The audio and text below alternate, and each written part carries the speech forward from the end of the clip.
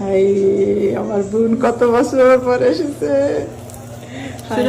অনেক মজার মজার একটু দেখানো যাবে, অনেক মজার মজার জিনিস আছে, আমি তো ভাবতেও পারি না যে এত তাড়াতাড়ি, মানে আমি হচ্ছে কুইক একটা কুইক তোমরা একটা কুইক বলছে, জাস্ট সকালে বলছে যে আসতেছি। হ্যাঁ তোমরা দুটোর সময় দুটোর সময় বলছে আসতেছি, আর মানে আসতেছে। আমি এত কিছু তাড়াতাড়ি আজকে বৃষ্টি হচ্ছে ভাবলাম, আর এখানে তো কাজের লোক নাই, তোমরা সব জানো। কাজের লোকের দেশে কাজের লোক থাক। আমার বাবা যে চিকেন পছন্দ করে খাইতেছে তাই আমি খুশি। এটা কি বেগুন ভাজি?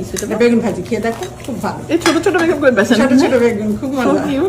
আর বিউটি অবশ্য একসাথে খাইতাম। বিউটি দুলাভাই।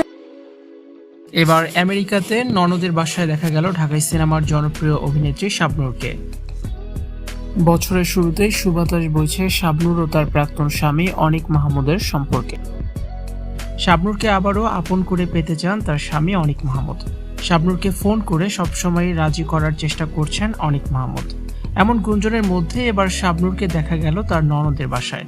বর্তমানে শাবনূর আছেন আমেরিকায়, শাবনূর ননদও থাকেন সেখানে। একটি ভিডিওতে দেখা যায় শাবনূর তার ননদের বাসায় বেড়াতে গেছেন ছেলে আইজেনকে সঙ্গে নিয়ে। সেখানে দুপুরের খাবার খাচ্ছেন শাবনূর ও তার ছেলে, যে ভিডিও ব্যাপক ভাইরাল হয়েছে নেট মাধ্যমে। এত বছর পর শাবনূর ননদের বাসায় এসেছেন, তবে কি শাবনূর অনিককে ক্ষমা করে দিয়েছেন? এই বছরে কি আবারও শাবনূর অনিক এক হবেন?